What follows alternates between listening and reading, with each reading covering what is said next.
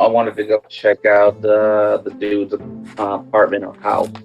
I have Giraldi drive me by there. Gilardi. Whatever. I don't give a shit about this guy. You make your way to his apartment. Door's locked, but that's not... What's your con game? Well, your con game is 2. There's always the direct approach. You always have the G guy contact the apartment manager and have him open the door for me. Okay. It's a perfectly reasonable request. He lets you inside his apartment. Gilardi actually asks if you need anything else.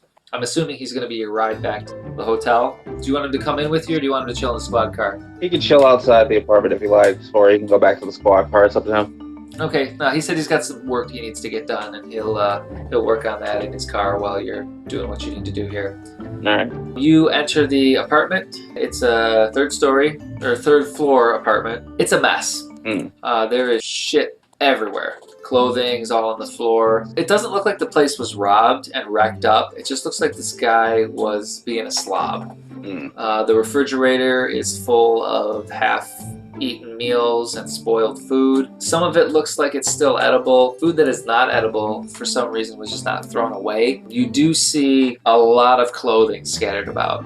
You check your EMF reader and you get those same spikes. You've hit 3 different locations where he was, where you get these same weird anomalies. You also find bits of mail, standard bills, your advertisements, and a couple of paychecks from Ron's Plastic Construction. Weirdly enough, the last 3 weeks he hasn't opened his paychecks. How about that? I want to check closets, under the bed, in the bathroom, under the, what do you call that thing? The toilet tank. Yeah.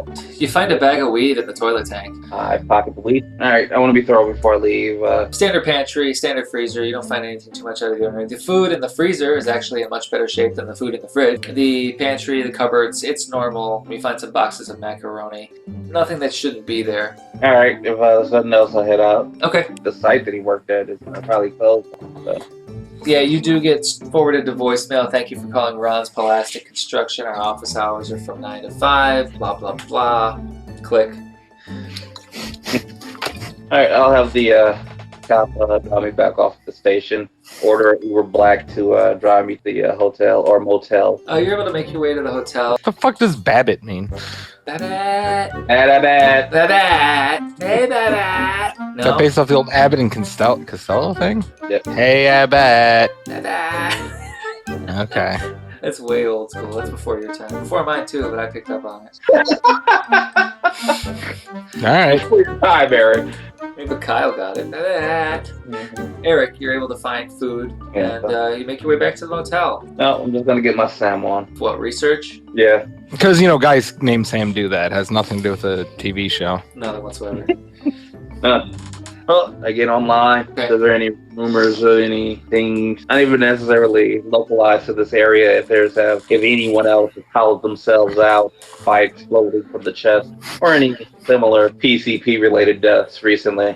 Who still does PCP besides Conway? And for the record, I'm pretty sure today it's called Angel Dust. Actually, I'm pretty sure today, I don't know what it's called, but in the 90s it was called Angel Dust. One thing you would catch while you're doing all your research, you got the TV on in the background. You see a special breaking report. Hero cop solves a 15-year-old cold case for murder. And it's a story of this guy who went in, put together this insane chain of clues that brought this murderer to justice. It's Officer Russo. Yeah, I'll bully him tomorrow. This will probably be exploded. I'll bully his corpse. Yeah. Wait, when did that occur? Now? That was breaking Right news. Now? Breaking news this evening. Damn it. It's 8 o'clock. Dinner's over. You're pretty much back at the hotel now when right after the breaking news finishes. Now that we've reached that point, I'm actually going to turn the scene over to you so you can make full use of your natural 20.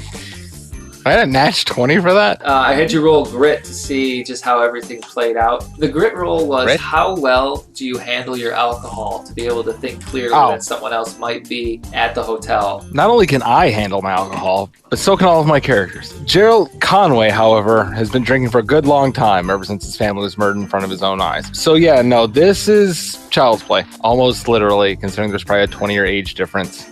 Yeah. He plays it smooth. He makes sure the lights are out before his shirt comes off. Maybe a dim lighting. A couple of extra cocktails before bed. Nigga, I'm here. You need to address that. I ignore that entirely. No, that would be the plan. Right up until I open the door, and there is Eric. Who's your friend? That would be my trainee. Oh, what's he doing here? Burning the 8 p.m. oil. Man, did I get so old that my nightcap started 8 p.m.? Christ. All right. Yeah. Well, I guess it is getting late. Nope. Shut the door.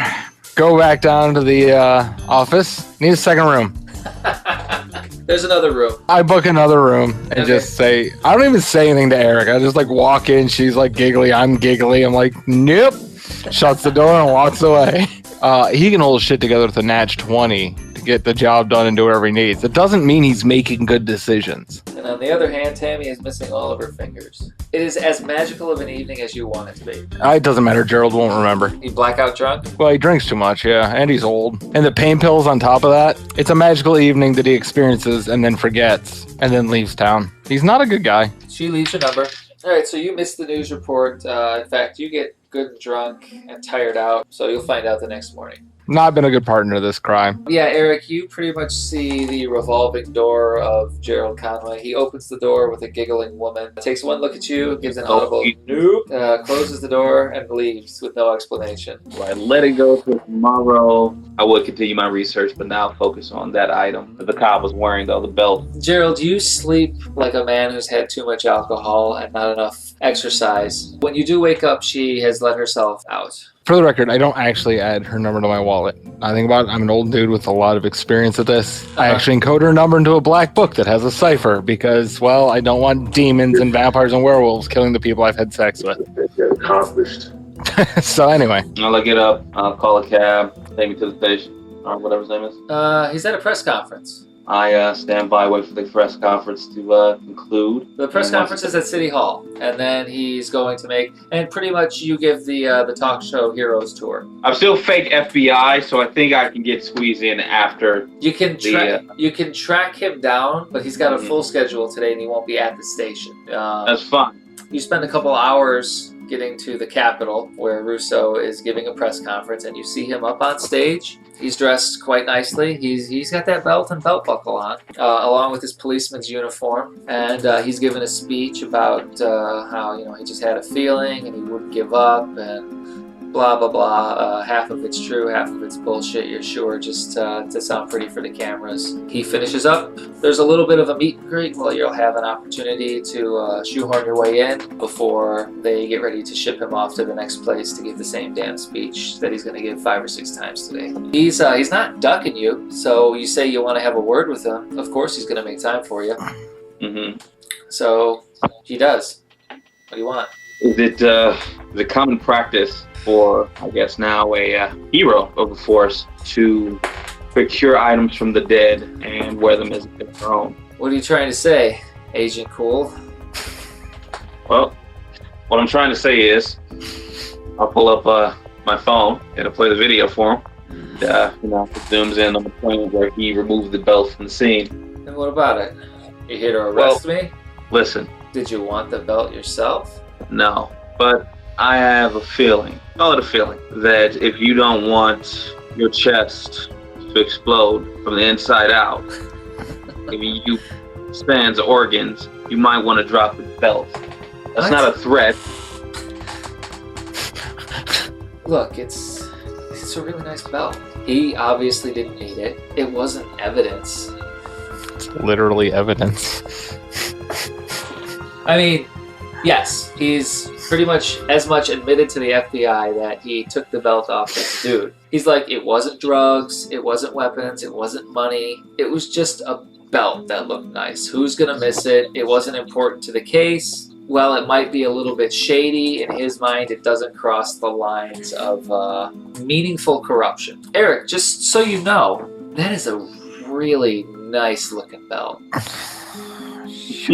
It's artifact possession. It's not your style for what you're wearing right now, but maybe a nice pair of boots, maybe a leather vest, the right hat, and And you would look really good with that belt. Especially in Missouri. He gives you the whole "it's not a big deal" spiel. So you can tell me that you became a super sleuth overnight. Oh no, I've been working this case for years. Everything just kind of came together. Mm-hmm. It's a lot of hard work. All right. You know what? I don't want to see this dude's chest explode all over TV. Kind of just want to let him do it. Yeah. And just one day on Regis, just Put this. You're gonna put this one on the back burner. I don't need to be his buddy, but pal. I'm gonna go out of my way to let it be known that he's corrupt. 100. So I'll pretty much just back off and wish him good luck with the rest of his day. I mean, he's pretty receptive about it. He even gives you one of the old like buddy taps on the shoulder, like, look, I would never. And he goes on and on about the things he would never do to abuse his authority, which is the things that he should never do. Like, he's not going to plant evidence or steal money or look the other way for a bribe, sort of thing. He's repeatedly telling himself that it's just a belt. Who cares? What next? I'm gonna give our partner a call. I'm gonna keep telling him until he eventually dies. And I give my partner a call to let him know what the situation is. Bring. Man, hey, what's up? We're ready to get back to work. So it appears what we're dealing with here is the first item. Well, he's already in Austin doing the rounds. He solved a big cold case last night. What? Sort of blown up. Are you there? Yeah. It's like 2.5 hours away. Yeah, well.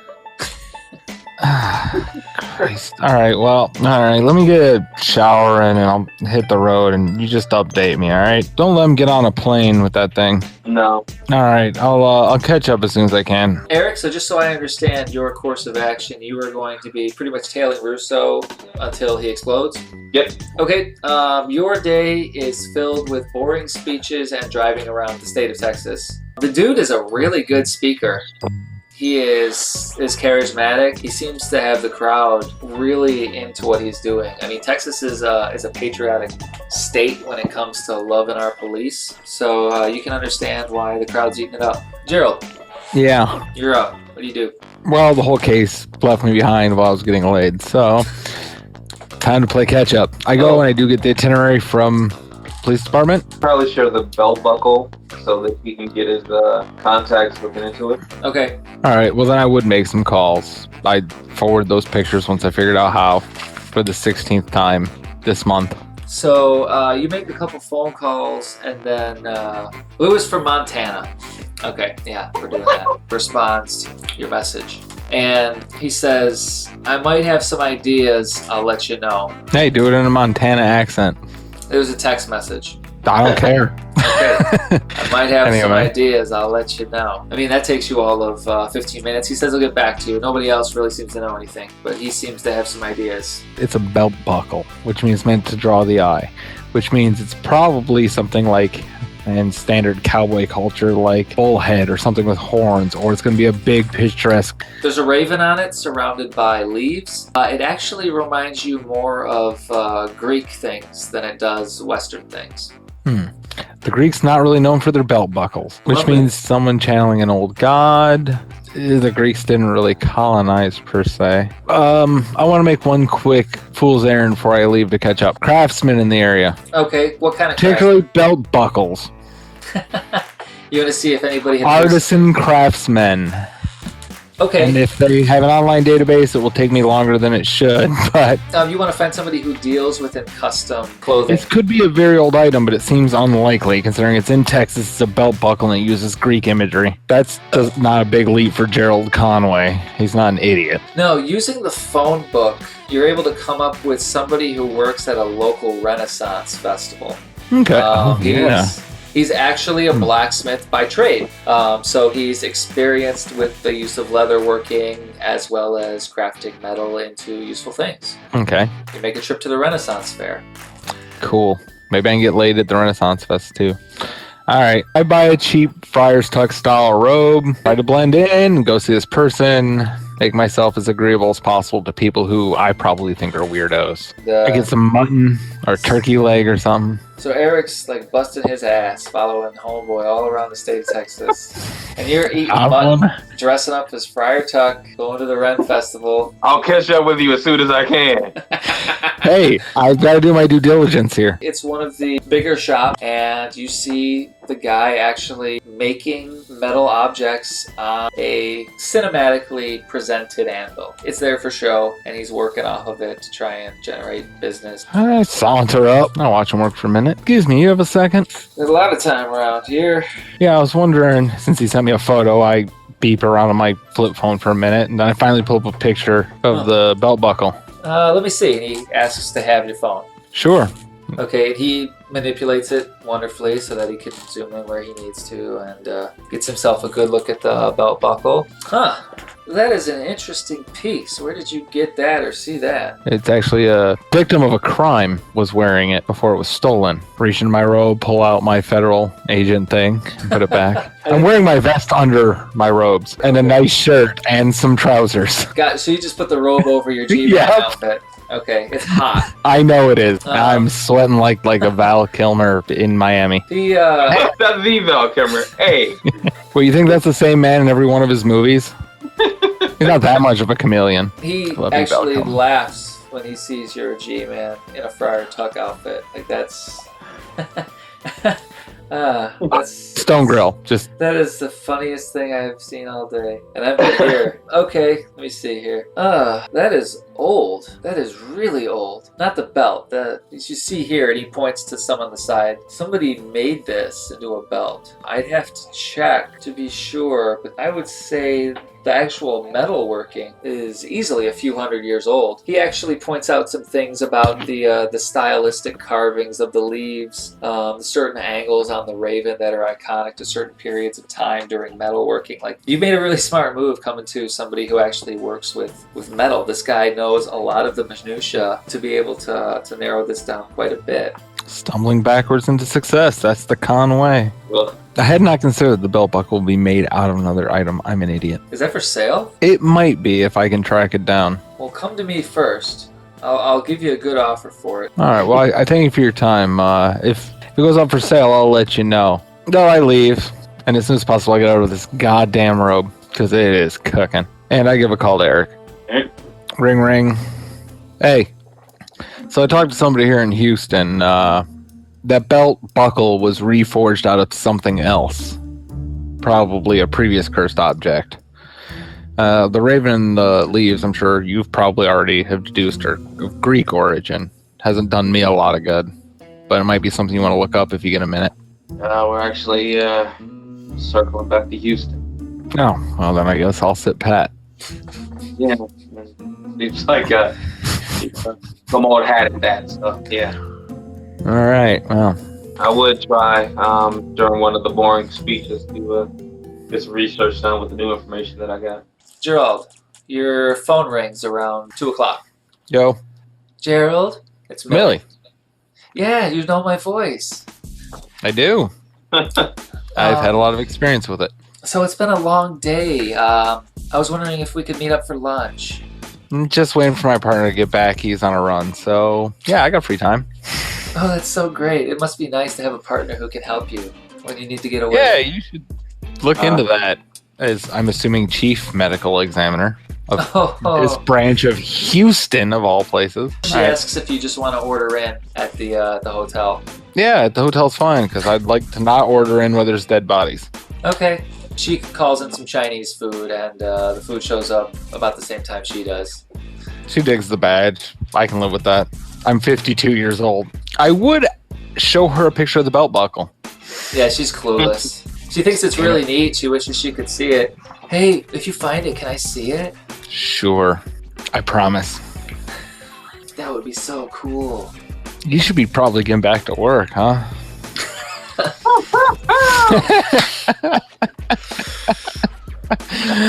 Oh, man. Gerald just got way worse after today's session. Oh, you're not looking you can't get rid of me that easily. I got nothing.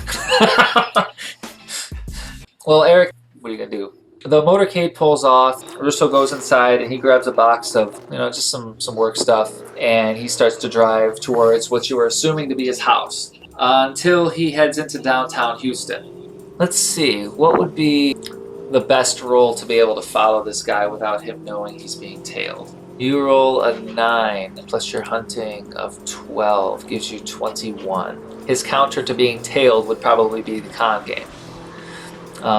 His con game is normally 5. His current by the cursed item. His current modifier is an additional 15.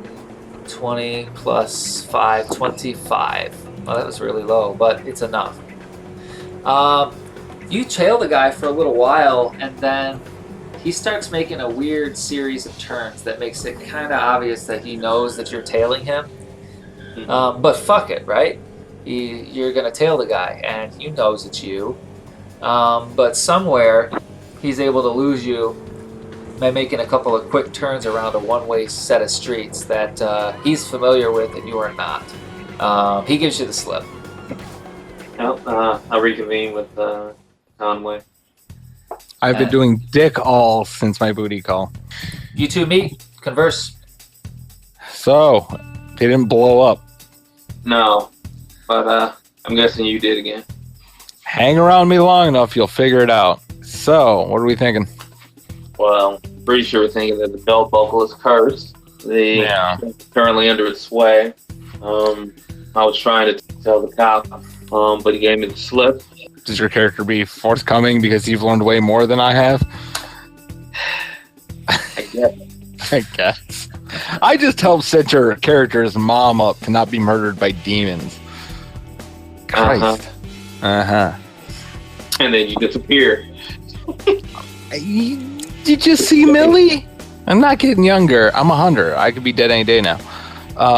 Millie is an attractive woman, you would notice, Eric. It's actually pretty impressive. An old man like Fat Val Kilmer. Bad or not. Do with it. Bad had everything to do with it. That's all part of the con game, man. I'm noticing one thing that stands out to me from this case. You say he's been really convincing in his speeches, really charismatic, and he solved a 15-year-old cold case, and he dropped you when you were tailing him. That's a lot of different skills to pick up from one cursed item. And the man who exploded, the only thing we know about him was he wasn't very good at working out, and then suddenly he was huge. Does it just make you good at what you want to be good at?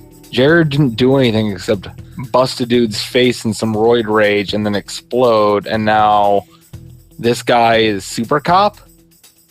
Yeah. Well, all you did was talk to some dudes at the gym. And I mean, yeah, I guess we go see if he's really good at his job. You can take that line of reasoning if you want. Russo's not that good of a con man, and the belt doesn't make you a con man. It makes you strong. No, I don't know. We gotta get that belt, that's for sure. About 10:30, there's another breaking news story. Giant heroin bust. Oh, so Russo. A hero cop single-handedly finds and busts up a group of drug runners, shooting 2 and killing them and hospitalizing a 3rd. Media interviews him on the scene. He's wearing a cowboy hat. I check my trunk and make sure he didn't steal my cowboy hat. Your cowboy hat is still there. He's getting more Western.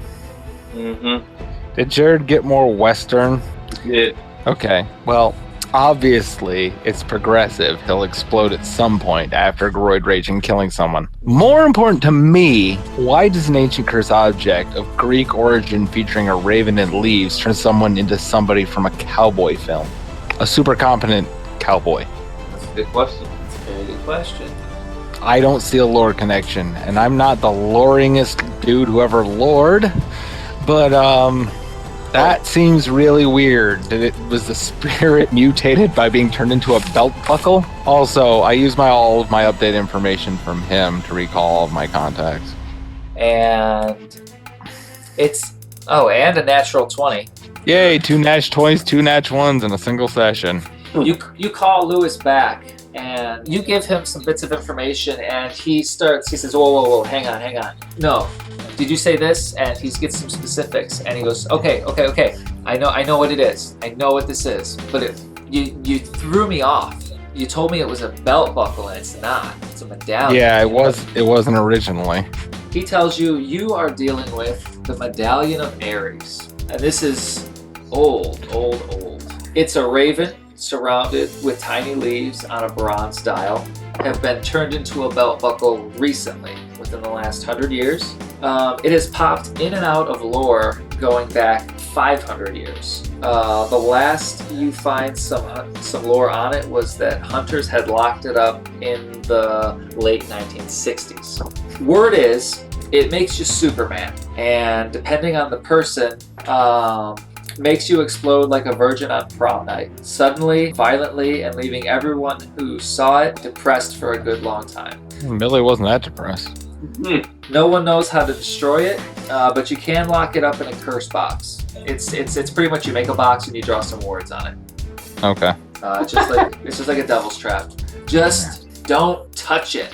Because you'll want it, need it, blah blah blah. No. By the way, No. out of curiosity, what's the Listen difference to between usage and explosion? Lewis, listen. No, not Lewis. Gerald, listen to me here. Lewis, listen, damn it. You don't understand. Lewis, get a hold of yourself. If you touch it without gloves, that is a one-way trip. There is no getting rid of it. There is no uncursing yourself. You take the big trip and explode. Even if you only touch it once, you'll still blow up. That's the lore. And the lore is also, as long as you possess it, you're Superman. Any time limit on that? Because this guy might explode soon. It varies from person to person. I would say no less than a couple of days and no more than a couple of weeks. So we have time. Maybe. But it does get stronger toward the end. So he'll be more Superman if we try to take it away. Great. I don't know where we put one man busting a heroin ring by himself. It was called a heroin ring by the media, but the details were it was 3 guys that were involved with drug running. They said it was said it was a major blow to a local heroin ring.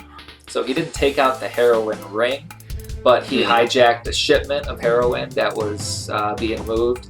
So financially, it was a giant blow to the heroin ring. He shot 2 drug runners and put a 3rd one in the hospital by himself, which is still pretty badass. Okay, Lewis, I'm sure the lore is not specific, but can we dial down the Superman, or at least figure it out? Are we talking just better at everything and being the Uberman, or are we talking literally bulletproof or flying, which I doubt? I mean, we're dealing with phrases like Hercules and Achilles. So we know there was heightened adrenaline and serotonin. Those were common ways. Those were the Supermen of their day. Strength and toughness. Just they could do it all. Is what the connotation is. Now there may be limits. Does it make them good at science and math? I haven't seen that. Does it make them? I would say anything that you are, it makes you better. And confidence is a hell of a drug. Good to know. Thank you, Lewis. Oh, that helps us a lot. Oh, and one more thing. Right towards the end, it makes you go crazy. Yeah, that I assumed. I'm sure you did. Don't touch it. He hangs up. Can you send him a picture of the locker? Sure. Anyway. I mean, yeah, he hangs up on you after he says it. Don't touch it. Hang up. Yeah, whatever. I hate communication these days.